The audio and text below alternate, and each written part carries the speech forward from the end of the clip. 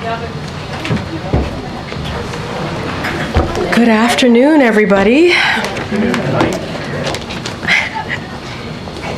So many jokes. But... No, it's just you and Jackie are matching. Oh, okay, Jackie. All right, got the memo. So I want to start by saying that today is the Biden-Harris administration 500th briefing. Yay. I know you guys are excited. And then from now until the end of our term, we will do 500 more. I'm just kidding. Can you imagine? Anyway, guys, all kidding aside. So we've shared a lot of moments together and important exchanges. We are proud to be a White House that understands the importance of the role you all play. As President Biden has said, a free press is a pillar of our democracy. And so really happy to do this exercise with you almost every day from here, from this podium behind this lectern. And really, the freedom of the press is so incredibly important. And I think what we do almost every day shines a light to the world of how democracy works. And so thank you all for participating in that. And we appreciate the journalistic work that you all do. Today, the Senate took a major bipartisan step forward in making our kids safer online as our nation grapples with an unprecedented youth mental health crisis. There is undeniable evidence that social media and other online platforms have contributed to it.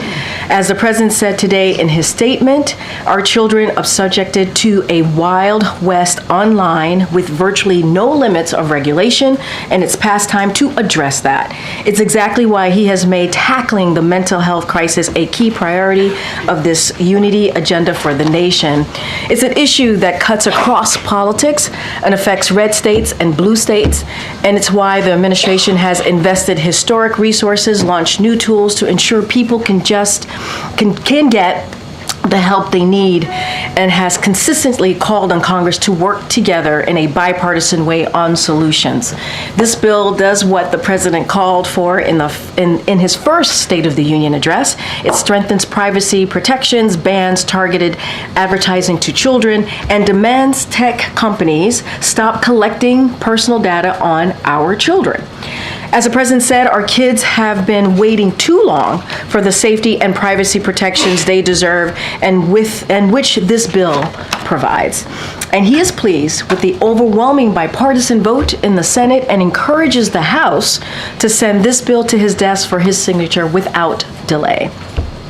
We continue to pray for the thousands of Americans under mandatory evacuations orders as wildfires continues to devastate communities across the western United States. The president has been briefed on the fires, including the Park Fire in California and the fires in Oregon. As of July 30th, over 7,000 federal personnel from the U.S. Forest Service and the Department of the Interior are on the ground across California and the Pacific Northwest, helping fight the blaze and keep people safe, including more than 620 personnel assigned to both the Park and Boreal fires in California. Numerous firefighting air tankers are flying fire suppression missions as conditions allow, and the Department of Defense has mobilized 4 of its C-130 modular airborne firefighting systems to support fire suppression efforts. DoD has also begun training National Guard troops should they be requested by governors to assist with fire suppression. And they are supporting California State National Guard operators' early and rapid detection of new fire starts. Additionally, FEMA has issued several fire management assistant grants to help reimburse states for firefighting costs. As always, we stand ready to provide further support as needed.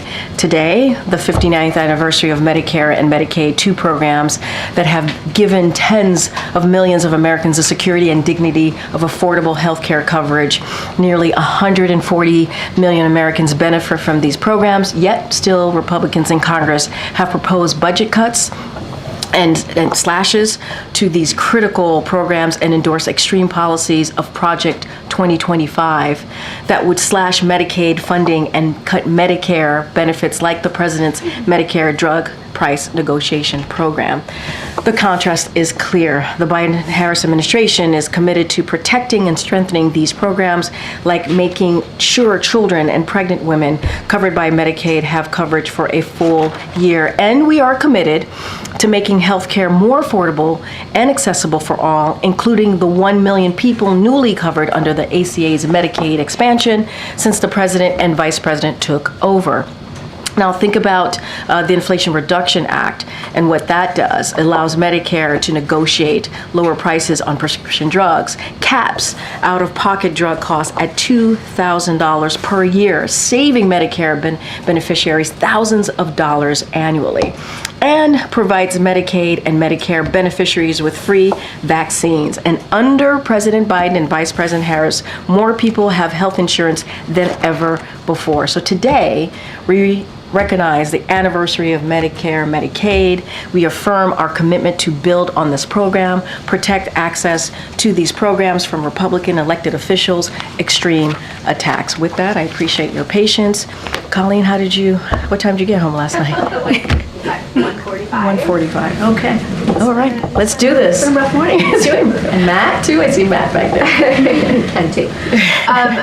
So can you give us an update on where the U.S. stands on the Venezuela elections? In particular, I know the president is speaking with President Lula of Brazil later, but just wondering if there's any progress on how the U.S. is trying to decide, what to do.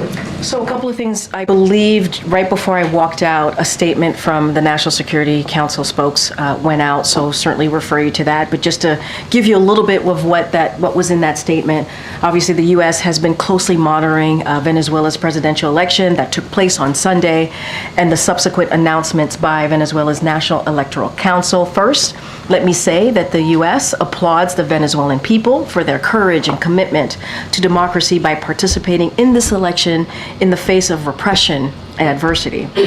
So we continue to call on Venezuela's electoral authorities to release full, transparent, and detailed voting results, including by polling stations as well. This is especially critical given that there are clear signs that the election results announced by the Venezuela's National Electoral Council do not reflect the will of the Venezuelan people as it was expressed at the ballot box on July 28th. We are also reviewing other electoral data shared by civil society organizations and the reports of international election monitors. The United States stands on the side of the democratic aspirations of the Venezuelan people, including supporting their right to express their views freely and without reprisal. So that is where we stand. And again, we're just going to not get ahead of that, but we've been very clear about the election results. And can you help us understand a little bit about what the president was talking about last night? He was asked when he'd go campaign for Vice President Harris, and he said, well, I did today. I was wondering if there was yesterday, was there a campaign element to yesterday? Was he sort of talking broadly? I just wondered if you could help us. So, as you know, the president gave a little. Is this when we came back at 1:15 a.m. and 1:15 a.m. on the South Lawn? The president took a couple of your colleagues' questions. I think I did not ask him about that particular answer. My guess is he was speaking more broadly. Look. At the end of the day, I'm not going to speak for the campaign, not going to speak to the president's campaigning schedule. That is something for the campaign to speak to. But they are partners in this administration. The president and the vice president, as you know, we announced SCOTUS reform at LBJ Library just yesterday in Austin, and that was an important moment. That was an important moment to talk about where we are today. And the president met the moment talking about how no one is above the law here and how important the rule of law. I just started the top of the briefing talking about how it's so important to have the freedom of the press, right? And how we've had this is the 500th briefing. It is also important for our democracy. And so, obviously, the president and the vice president were partners in making that announcement in the sense of how they were going to move forward, of the three things that he laid out on what reform looks like for this administration as it relates to the campaign. Don't have anything specific to share, but this is certainly the Biden-Harris administration and everything that we have done the past 3.5 years, we want to continue to do moving forward and continue to work on behalf of the American people.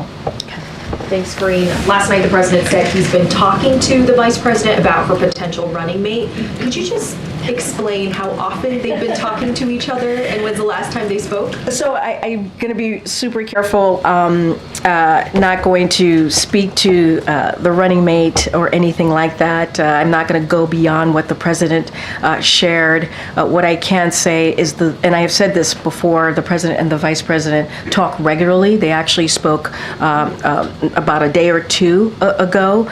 They stay in touch, and that's going to continue as they not just because obviously the vice president is running, but that's going to continue because, as I said, she's a critical partner in what they do, but they do speak regularly, and I can assure you. Is there any color you could add about the kind of conversations, if there's, counseling, the president, advice he's been sharing with his vice president? So I'll say this.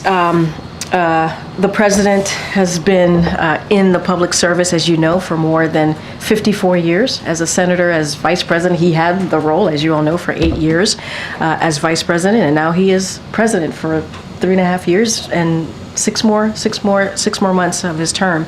And I think as as a leader of the Democratic Party as well, I think he always offers up advice, any type of little bit of wisdom that he has with experience on these multiple fronts that he's been able to lead this country. And so, I think that is certainly a role that he plays as well with the vice president. I'm not going to speak to the campaign, but certainly when the vice president became vice president herself, he offered his advice, his opinion, and also I would say was a mentor to her, but certainly not going to go beyond that. And where's the president when it comes to picking a new Secret Service director? Is this a very short list? Is he really broadening this search? Yeah, I think I was asked this question yesterday or very recently. Look, the president understands how important it is to fulfill this role, to have someone who's experienced, and so he's taking this very seriously, like he does any other appointment that he makes within the administration. Don't have anything for you on timing, on timeline. We don't have a personal announcement for you today, but certainly the president's taking this very seriously, and when we have locked in someone ready to make that announcement, certainly you all will know about it. Go ahead. You like ruined the first row. What did I? Oh, I'm sorry. I apologize to you Reuters. and to everyone for that. Yes, it's always Reuters. Last time it was Steve. I take full blame for that. But we love you anyway. The Israeli strikes in Lebanon today. Do you view them as escalatory? Do you think they're an appropriate response to what we saw previously? So obviously we are aware of the reports out there that the IDF just conducted a strike against Hezbollah in Lebanon. And I leave it to Israel to speak for their own military operations. I do not have an immediate comment as this just happened. Literally just happened a few minutes before I walked out. So I'm going to leave Israel to certainly IDF, as they have been doing, to respond to this, and just don't have an immediate comment at this time. And then just to follow up on Colleen's question earlier, the Lula call today, is there... I'm sorry, Marlene, I didn't touch on that. Is there any expectation that there's going to be some prep as far as sanctions are concerned, or what is the Venezuela content of that call? Oh, okay, so let me just say, I think we shared this with all of you, that the president was going to be speaking with the president of Brazil, and so they're going to discuss a number of issues, and like we normally do, we will certainly have a readout for all of you. So look, we are, as it relates to Venezuela, we are obviously in the process of evaluating the Maduro and his representatives due next, and we will respond accordingly. And so while I have nothing to announce today as it relates to sanctions or moving forward, we will continue to assess our calibrated sanctions policy towards Venezuela in light of overall U.S. interest, the actions and non-actions that are taken by Maduro and his representatives, and the overall direction of our broader U.S. Bilateral engagement with Venezuela. And so again, don't want to get ahead of where we are at this time. Go, Dan. Thanks, Karine. Just going back to Israel, if I may, Kirby said yesterday that fears of an all-out war between Israel and Hezbollah were exaggerated. Is that still the White House's assessment after today's strike? So we do not believe that an all-out war is inevitable. That is not something that we believe, and we believe that it can still be avoided. This is a president, as you've watched him the last 3.5 years, he believes in diplomacy, diplomatic solutions, especially as we're talking in this moment along the blue line, that is true as well. And so, and that will end these attacks if we have some diplomatic kind of solution from Hezbollah once and for all, and allow Israel and Lebanese citizens on both sides of the border to return to their homes and live in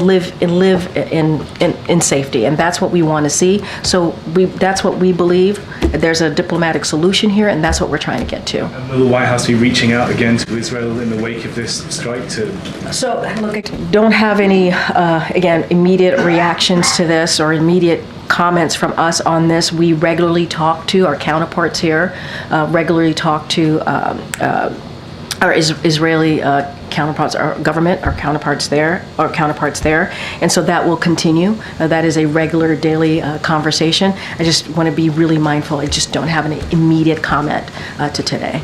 Kadrisha. Thanks, Karine. So what reason do you and the president have to believe that there is a diplomatic solution here? Because we have to continue to be optimistic here. I think it's important to have a diplomatic solution. We do not want to see an escalation. We do not want to see an all-out war. Those conversations happened, the diplomatic conversations. Obviously, I'm not going to get into private discussions from here, but it is important. It is important for the people of Israel. It is important for the Lebanese people to live in safety, to get back to their homes, and that's what we want to see. And then following up on something else the president said yesterday when he was asked about Supreme Court reform. Yes. What did he mean when he said that Speaker Johnson is dead on arrival? So look, he actually addressed this right in his speech, in his remarks. Yesterday he went right to it and talked about how his idea basically was dead on arrival, the Speaker's idea. He actually talked about it, and he said he reiterated what the Speaker said about the SCOTUS reforms announcement, and then he said that his idea was dead on arrival. So I would just refer you to the President himself and how he addressed this directly during his remarks when he was at LBJ Library. So he misspoke. I don't think he misspoke. I think he cleared what he meant specifically so people understood. I would not say he misspoke. I think initially when he said, I think that's what he is. Look, let's be very clear. He spoke while he landed, after we landed, getting off the Air Force One, and he gets shouted questions, and he responded. He just wanted to be really clear what he meant by dead on arrival. You've been there. You know how it happens. It goes back and forth.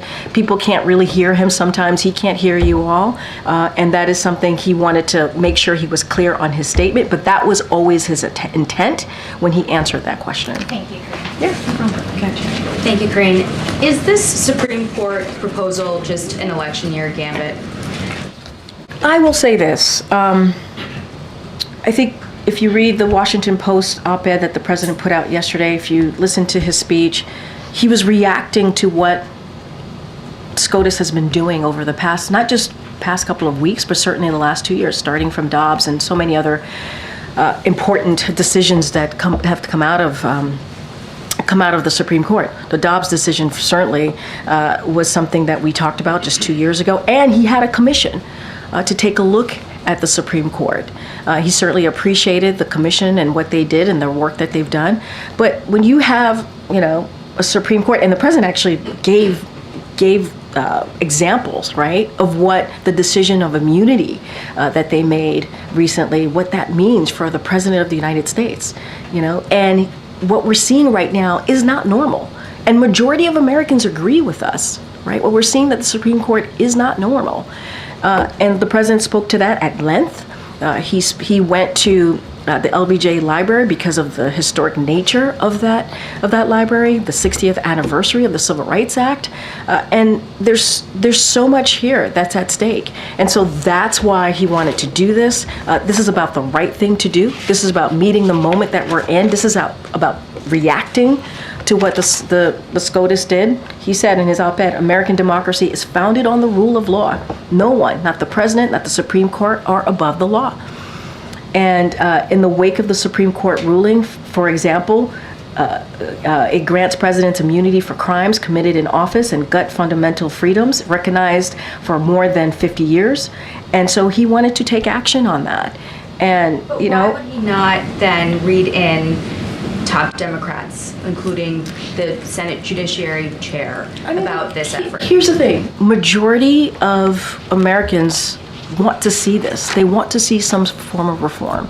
And the president is certainly want to make sure that he is aware we're majority of Americans. I will say, and I talked about this a little bit yesterday when we were in a gaggle, a range of conservative legal experts and Republican elected officials have voiced support, for example, term limits, which was part of what the president laid out yesterday. For example, last year, a bipartisan group of legal experts, including retired judges and Charles Fried, Ronald Reagan's Solicitor General, endorsed term limits for the Supreme Court. Stephen Calabrese, the chairman of the Federalist Society, who served in the administrations of Presidents Reagan and George H.W. Bush, he also endorsed term limits. You had Marco Rubio, a senator right now, right, a current senator, endorse this as well, along with other congressional Republicans. So there is bipartisan support for this. I'm trying to understand how we got to this in the last week, because you brought up the president's commission.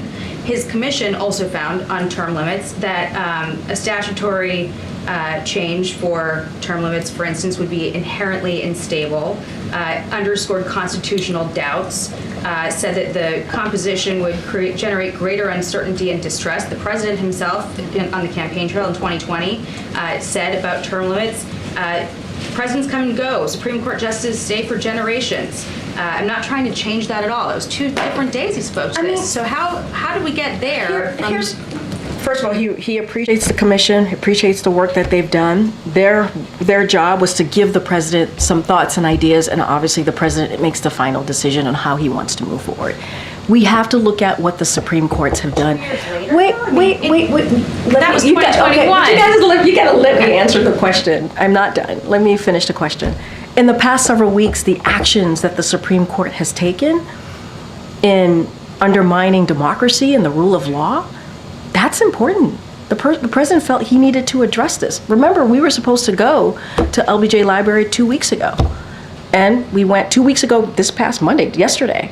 And so the president still wanted to move forward, still wanted to make sure he addressed this important issue. I mean, just look at what the Supreme Court has done these past few weeks. Endorsing eliminating the filibuster then? I mean, look, he laid out the 3 ways that he wants to move forward. We're going to have hopefully a healthy debate with Congress on what this is going to look like. This is going to be legislation that we want to move forward with. And look, and I will say this, one of the reasons the president ran in 2020 was because of what he saw in Charlottesville, was because of the fear of, wanting to make sure that we protect the soul of our nation. That was part of it. And just look at what's happened, the last several years and the actions that the Supreme Court has taken.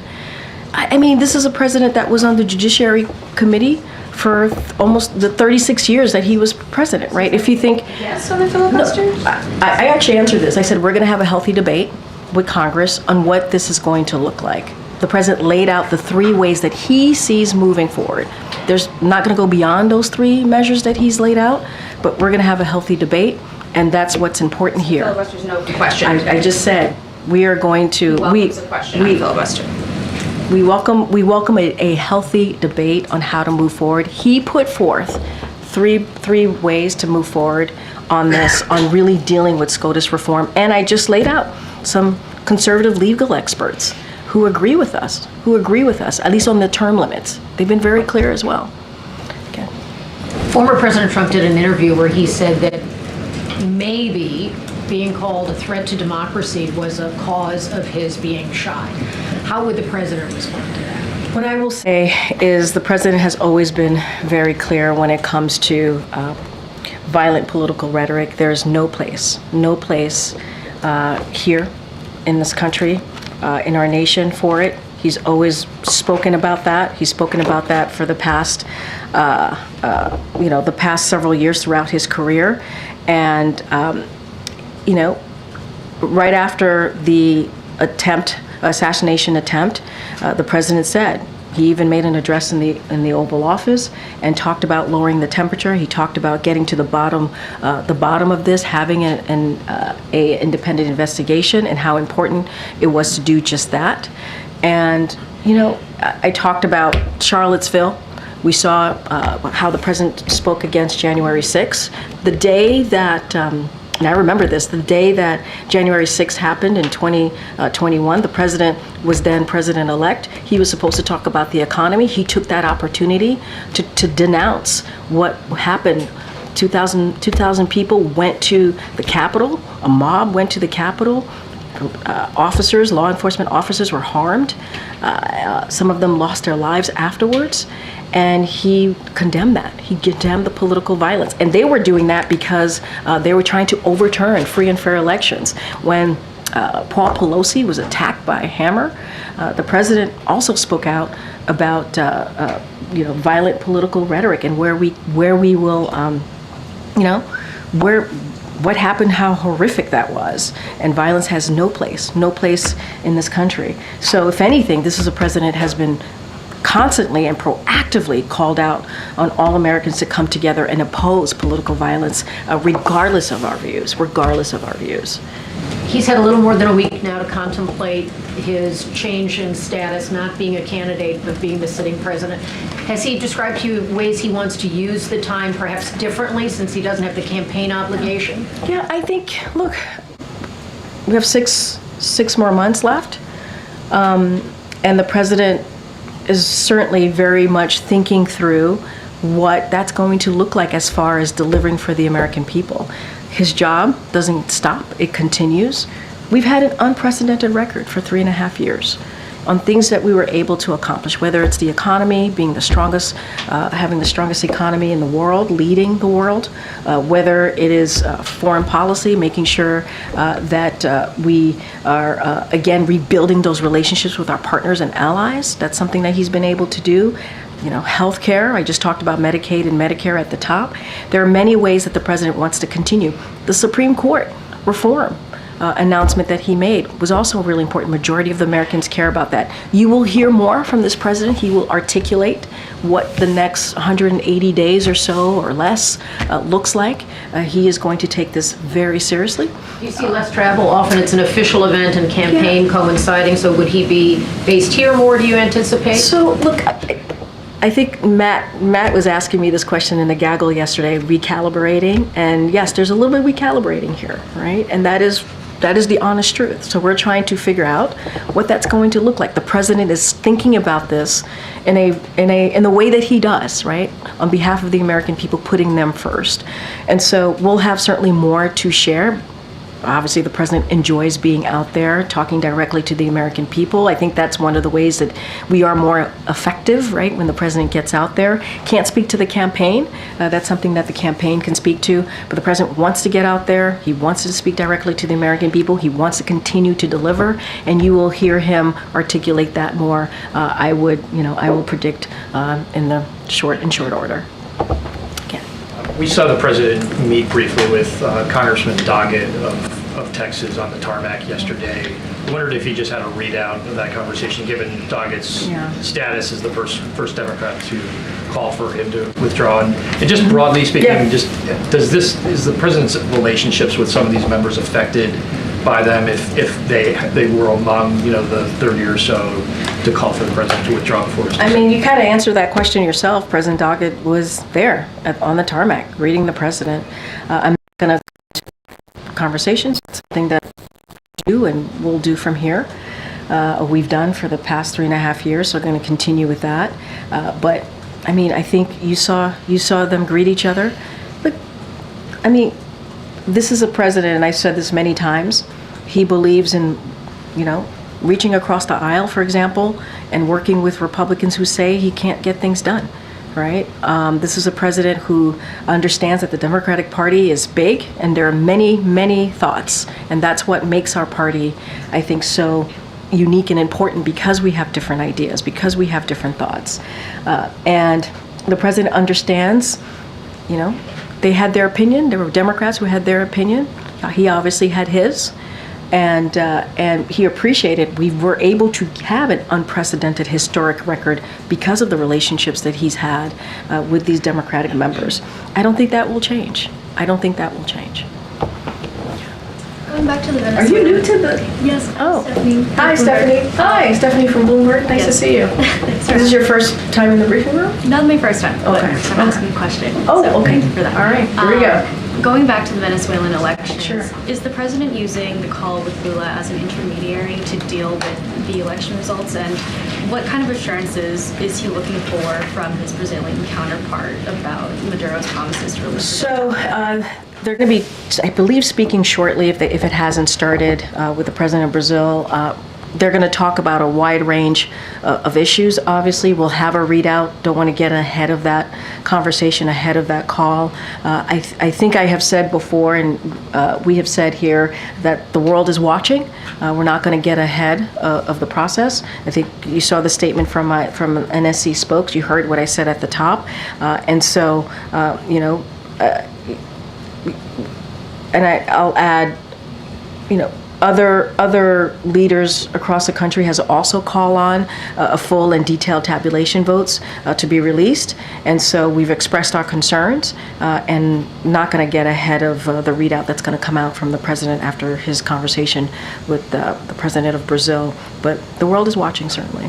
Does the administration have a reaction to the arrest of Venezuelan opposition figures? Look, I'll say this: any political repression or violence against protesters or the opposition is obviously unacceptable. The United States supports the democratic aspirations of the Venezuelan people and their right to express their views freely and without reprisal. And so that's where I'll leave it there. Sorry, get April. Oh, yeah. I know, the mask threw me off. Moving on. Yes.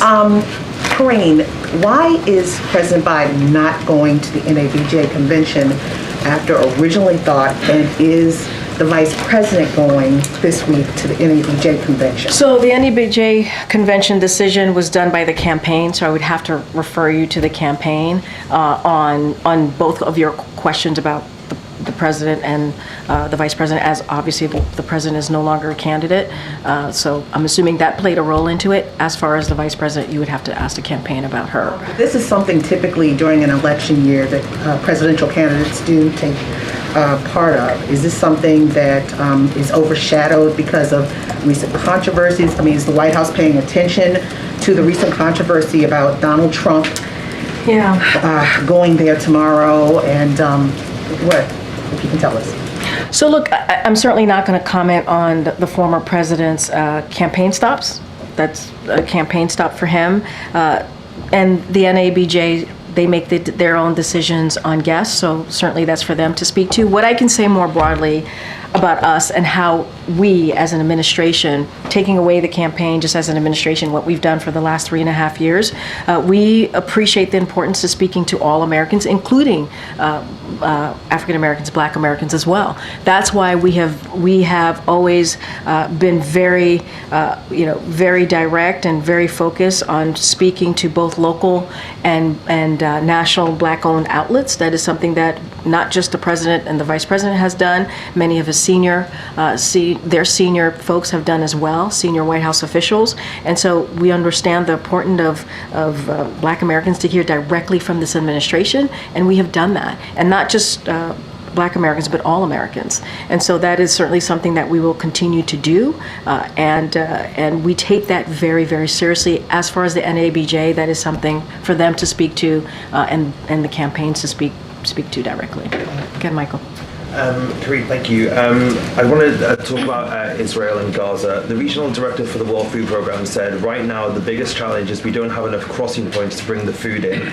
We need road access, we need the Rafah crossing to reopen again, we need Kerem Shalom to work better, we need law and order. To read out to you from what we put out from our readout of their conversation, I will say this is why it is so important to get that hostage deal. This is obviously one of the main point of conversations that the president had with the prime minister. The president understands how important it is to get a ceasefire. He understands how important it is to continue to get humanitarian aid into Gaza. That is something that the United States has led in that effort, and so we want to see that. We want to see an influx of humanitarian aid. That's why we've been trying to do this by air, by sea, by land, and so conversations about the crossings, conversations on making sure trucks go through is certainly daily, regular conversations that our counterparts here have with the Israeli government, and will continue to do that. But it is incredibly important to get this ceasefire deal, and we've been working on this 24/7. And I'll say this, and we've said this before: the gaps have certainly narrowed, and that's important. But there's still some work to do, and we're going to get to that work and try to make sure we do everything that we can to get this done. Is the US worried that an increased Israeli focus on fighting in the north could lead to a worsening humanitarian situation in the Gaza Strip? I mean, look, we believe that there's no need for this to escalate, right? We have said that. I said that at the top, answering to one of your colleagues answering a question. And look, we understand that the humanitarian situation is dire in Gaza. That's why the president, this administration, has led in getting humanitarian aid in. That's why we're continuing to work on this hostage deal, get a ceasefire, and we're going to continue to do so. And it was an important conversation that the president had with the prime minister. Thank you, Karine. Two questions. The first is on those IDF strikes. I know that you said that the strikes just happened, so you can't comment specifically on those, but broader on the trajectory of this conflict. It's been the goal of the U.S. not to have the war widen since October 7th, and President Biden and Prime Minister Netanyahu just sat down together last week. Was his team surprised by what's happened in recent days? So again, I'm not going to get into immediate comment on the IDF strike. So that's not something I'm going to do at this time. And again, we speak to escalation, potential escalation, the questions I've gotten about all-out war. We do not believe that an all-out war is inevitable, and we believe that it can be avoided. And that's why it's important to get to a diplomatic solution here. And so, did the president get any sense during that meeting last week that a diplomatic solution was within reach? We want to work and focus on getting that diplomatic solution along the blue line, and that is important. We want to see these attacks from Hezbollah end, and for all and allow Israelis and also Lebanese citizens on both sides of the border to be able to return homes to their lives and to live in safety. And so that's what we want to be. That's what we want to be. And so diplomatic solution is the way that we want to see the direction of this. And we do not believe that an all-out war is inevitable here. But as it relates to the strikes that just occurred, I just don't have any immediate comment on this at this time. And then on the personnel front, President Biden obviously himself served as the vice president for 8 years. He handpicked Kamala Harris for that role nearly 4 years ago. What level of input, if any, has he provided as she undergoes that same decision? Look, he was asked this question directly, the president, at 1:15 a.m. on the South Lawn. He responded to it, so I'm going to let the president's word speak for itself. I don't have anything beyond that. Go ahead, Karen. I'm going to try this, and knowing that you can't answer, but I'm going to ask you if you can answer from the president's perspective, how he feels about the vice president's first week plus out on the campaign trail. What does he think about the fundraising she's done, the events she's done, and what he has seen so far? I'll say this. Obviously, the president, and also being mindful about talking about election, obviously the president endorsed Kamala Harris, the vice president, for a reason. He thought she would be ready on day one. This is someone who was a senator, who was an attorney general for the largest state in the country. She has been obviously a vice president for almost 4 years. She is immensely qualified, and the president, having been a senator and a vice president himself, understands what it takes, and he sees that in her. So I would say he's not surprised. He's not surprised. And I'm going to leave it at that to not get myself in too much trouble. Is he watching any of the Olympics? Like, has he taken in anything? Is he like my phone is blowing up? So, like, what is It's his been great so far. consumption The of Olympics has been so sport? great. Look, the president and the first lady are certainly proudly cheering on Team USA. As you saw, the first lady traveled to, traveled to Paris to lead the delegation, the U.S. delegation for the opening ceremonies, and cheered on Team USA. And you saw her out there being very supportive. And so the president certainly is proud of all the athletes competing on behalf of the U.S., on behalf of our nation, and he's going to continue to cheer them on. Karine, following up on that, did the president see the Last Supper controversy at the Olympics? Did he see the? I don't have anything. The Last I Supper appreciate the question. controversy? I just don't have anything to share. Millions of Christians across the globe were offended by it. The president's Christian. Was I he just offended answered your by it? question. But was the president offended by it? I just answered your Can I question. just ask him, did he see it? I don't have anything else to add. Did he see it?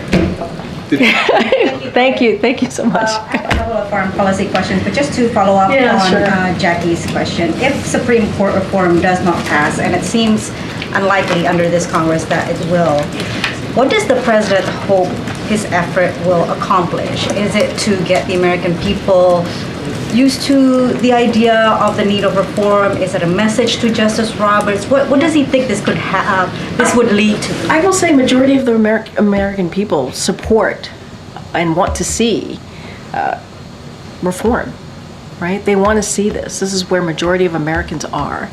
And I will say this, the president and the vice president believe that the rule of law is the foundation of our democracy. It is the foundation of our democracy, which is why the president took action yesterday, and he's calling on Congress to do the same. Now, what we welcome is a debate. As we've seen as many times as the president introduced legislation or some ideas on how the direction of a legislation that's important to the American people. We see a healthy debate. I listed out moments ago when I was having a back and forth with Jackie here, conservative legal experts who support, for example, term limits. And so I think that was important to note. Senator Marco Rubio, who I also mentioned, who's obviously a current senator in the U.S. Senate, supports term limits. So there are ways that we can work together. I'm not going to get into what that legislation is going to look like. We're going to have a healthy debate. We think that's important. But we're talking about the rule of law here. We're talking about the rule of law, which is the foundation of our democracy. The president is going to say something. The president is going to make sure that is protected, as he has done. That is one of the reasons he decided to run. That is one of the reasons of the work that we were able to do. 2022, the rule of law, democracy, was one of the top issues that Americans cared about. Would it also be a message to Justice Roberts? I'm not going to get into messages to the Chief Justice. That's not what we're talking about here. We're talking about the right thing to do. We're talking about the right thing to do here. And on the foreign policy side, there's reporting that North Korea could conduct another nuclear test to coincide with the U.S. election, the presidential election. How concerned is the administration about this? Is this a real threat? Do you have a message to Pyongyang? I'm just not going to get into hypotheticals from here. What's your next question? On Iran, that Treasury announced individuals and entities related to its ballistic missiles and drones program. Can you speak about the timing? Today, the Iranian new president is being sworn in by the parliament. So look, what I can say, this is something that the Department of Treasury did. They announced new sanctions, as you just said, targeting 5 individuals and 7 entities based in Iran, the PRC, Hong Kong, that have facilitated procurements behalf of Iran's military forces. The designated entities have been involved in procuring key components of Iran's ballistic missiles and UAV program. These sanctions are part of, you've heard us talk about sanctions before, especially in the last 3.5 years. They're part of our ongoing efforts to counter Iran's destabilizing activities, including its arming of proxies in Middle East and its enabling of Russia's war in Ukraine. You've heard talk about this. Again, this is part of announcements that ongoing efforts that we've had here in this administration, and that's how I would view it. Nothing specific on the time. It's ongoing. This has been ongoing sanctions that we've had throughout this administration. Okay. Oh, go ahead. Has the president met with leaders Schumer and Jeffries about legislative priorities for the remainder of this 6 months, as you discussed? Yeah, don't have any meetings or conversation at this time to read out or lay out on conversation specifically on the next 6 months. But again, this is something that the president's taken very seriously. He wants to continue to deliver on behalf of the American people. That's what you're going to see him do in the next 6 months. He will articulate this on what this is going to look like specifically, what he's going to focus on. And I think what you saw yesterday was a clear indicator of that. He'll be giving remarks at some point, sort of articulating the vision for the next 6 months. Any timeline on when that might I don't have any timeline. I said he will articulate that. We'll see what that looks like. But look, he wants to certainly, and I think this is a little bit of Kelly O's question to me, he certainly wants to get out there. He wants to continue to talk directly to the American people. And again, just bringing in my friend Matt Visor here, there is a recollaboration here. We're trying to see what that looks like, what that's going to look like, what he wants to focus on. And so just, give us a second. We have a lot to focus on. But I would also say, there's these historic pieces of legislation, whether it's the bipartisan infrastructure legislation. As we know, there are thousands of projects out there that we want to make sure that gets implemented. There's the Inflation Reduction Act. There's Medicare, who continues to negotiate with Big Pharma. We want to make sure that on medication, on drugs that are important, making sure that the prices go down. We're going to continue to do that. There's the Chips and Science Act, where that's going to bring investments into this country. We want to see those big pieces of legislation that obviously are now laws, acts that we want to see implemented. And so that's always been a priority of this president, and so that's certainly going to continue to be so. I know I keep. I know. I just like the second time. I know. I conjured you up to ask a question. I've called your name out many times today. Since we're watching that recalibration in real time, that's the word of the week. Do you have a sense on what the president's doing today, like what his schedule is like today, or for the remainder of the week? And I appreciate that question. I have something to share with all of you, and I said the president's going to continue to work for the American people day in, day out. That does not change. It is extremely important to him to continue building on his accomplishments and finish the job. You saw him on the road yesterday for over 12 hours in Texas, and he spoke with reporters. I've been mentioning many times during this briefing at 1:15 in the morning, taking some questions. Look, he has a call with the president of Brazil today, which will have a readout, as I mentioned, a completed readout once we are done. Once he's done having that conversation, the president will receive his regular presidential daily briefing. He's going to do that this afternoon and meet with his national security team. And tomorrow, the president will be briefed on the implementation of important provisions of the Inflation Reduction Act, and we will actually have more to come on that, so stay tuned. We'll have more on that later today. He will also receive a briefing from senior officials on the administration's new actions on ongoing work to crack down on drug trafficking, traffickers smuggling deadly drugs, including fentanyl, into the United States, and efforts to beat the global opioid epidemic. And I should have mentioned this before, as when I was asking about the vice president. He will indeed see the vice president tomorrow. He will have lunch with her tomorrow, as they regularly do. As I said, they stay in regular contact as she is a critical partner for him in how he moves forward in this administration. All right. Okay. Go ahead. Thanks, Karine. So the national debt crossed $35 trillion for the first time ever. The amount being added to the debt seems to be increasing at a growing rate. Today we talked with Fitch, and they told us that the credit rating agency, and they told us that large fiscal deficits and increasing debt burden were key factors to the downgrade that the U.S. had last year. Is the president worried about another downgrade because our spending is more than the money we're taking in? Yeah, so let me just take off a couple of things, if I may, and want to be super clear about this. The president signed a $1 trillion of deficit reduction into law, and his budget would lower the deficit by another $3 trillion. by making billionaires and biggest corporations pay their fair share and cutting spending on special interests. That was an action that the president did. The prior administration increased the debt. Let's not forget what the prior administration did, by a record $8 trillion, and didn't sign a single law to reduce the debt deficit. And that's what we're dealing with right now. And on top of that, you have congressional Republicans that to continue to want to blow up the debt, again with $5 trillion more in Trump tax cuts, while making hardworking families,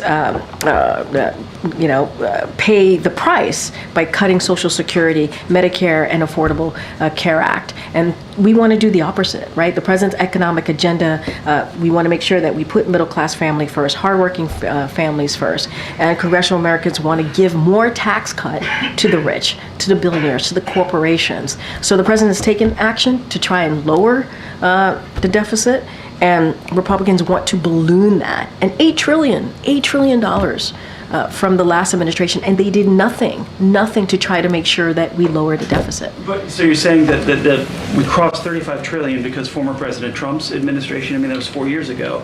The debt keeps increasing. Yeah. At what point? The fact is, $8 trillion was what the increase in debt was, what the last administration did, the Trump administration. They didn't put forth any type of legislation to counter that. They didn't. They just let the debt balloon by $8 trillion. That's what they. But that's what they did. The president. But what I. The last 3 years. And what I'm saying to you is, like, we can't discount what happened in the last administration, and we can't discount what this president is trying to do to make sure that we address this. $1 trillion in deficit reduction into law. That's what the president signed. And that would lower the deficit by another $3 trillion by making billionaires and the biggest corporations pay their fair share. Republicans are offering the opposite of that. So I think policy matters. What we've been able to get done matters. I'm not discounting what you're saying. I'm just saying the president is actually working to lower the deficit. And Republicans want to do the opposite. That is where we are. When we think about the policy, that is where we are. And I think that matters as well. I know I have to get going. Go ahead, sir. Thanks, Karine. In the beginning, you mentioned the importance of press freedom, like the case of Evan Gershkowitz, Austin Tice, Yu Yudong. We see that the press freedom itself is extremely important issue worldwide. In the case of Mongolia, considering the fact that the foreign minister of Mongolia visited just 7 days ago, it seems like there's an increased fear of the degradation of press freedom within the country. In the case of Universitet Naran, Mumbai Cholendorj, it is a big concern. With the increase of U.S.-Mongolia relations in the upcoming future, is the issue of press freedom going to be mentioned a lot more into the conversation? And then also at the same time, given the fact that it seems the Kremlin or Beijing influence has reached into the country, would this be a point of concern for the Biden administration? I think the last point, certainly we've spoken to that at length about certainly our concerns. Look, when it comes to the freedom of the press, this is something that the president is never afraid to talk about with any world leaders or leaders more broadly. And that is something that he has done. He's had those conversations. He certainly has said it publicly, and what he says publicly, he certainly says privately. Not going to get into specifics of conversations of that particular relationship, but he understands. He understands the importance of the freedom of the press. It is important to have that. It is part of our democracy. We've been talking, kind of the theme of this briefing has been democracy, right? And being able to lead on that as a country. And that's what we've been doing here, and we're going to continue to do that. And again, he's going to have those conversations. He's going to say what we're saying publicly, certainly privately as well. All right, guys, I'll see you tomorrow. Thank you, everyone. Thank you.